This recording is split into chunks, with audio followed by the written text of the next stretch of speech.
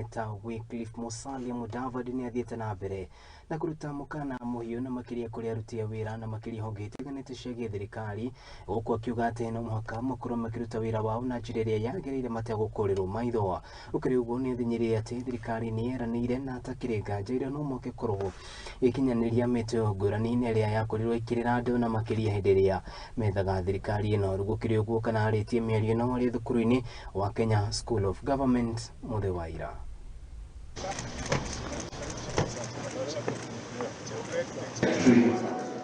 Your Excellency, Dr. Education is the ultimate equalizer. This is a realization that has governed our education system since independence. At that time, we inherited a very unequal education system, and every government since then has strived to creating an equitable society through the hanging fruit called education. The importance of strategic planning cannot be overemphasized.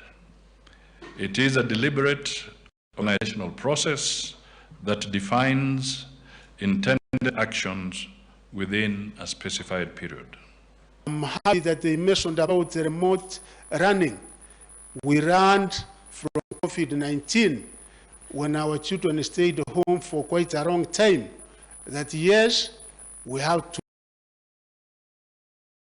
take advantage of technology. With the teacher shortage that you have said is a moving target, that yes, government is trying to alleviate, to mitigate on this particular program, but you can see the Kenya Kwanza government, I think, has embroidered more than any other regime. Simakovi kwa Kenya Kwanza jameni.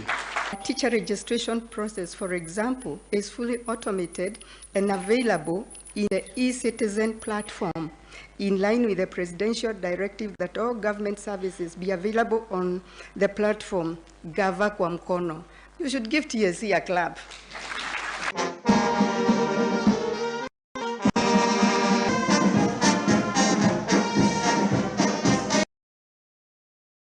Wadudu ya Minista Musalia Mudavadi tuthi na mbere gavana wa kaunti